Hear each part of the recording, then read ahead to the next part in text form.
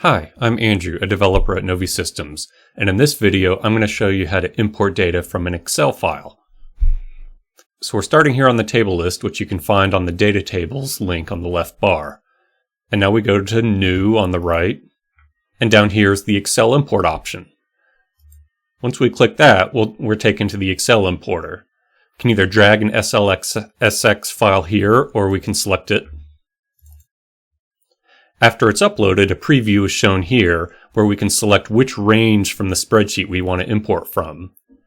If your spreadsheet has more than one sheet in it, you can select it up here. And if you need to make any changes to the range, you can make it here.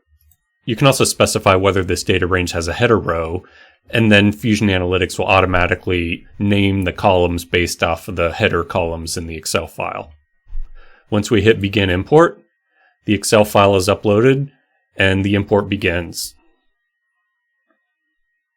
Now when we refresh the table, we'll see the fields in the field list down here. And you'll also notice that the types have been imported too. The SKU column is text, but the inventory and MSRP columns are floating point or decimal numbers. And I can hit the View Data link and we can see what's in there. So here's our example data set full of SKUs, inventory counts, and MSRP prices. If you want to update your data, you can click on the Run Pipeline button and upload a new spreadsheet. So when your spreadsheet data is updated, you go through the same process, and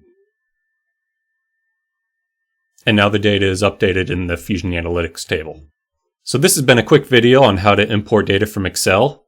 If you have any questions, comments, or if you're interested in learning more, please email us at info@novi.systems. Thank you.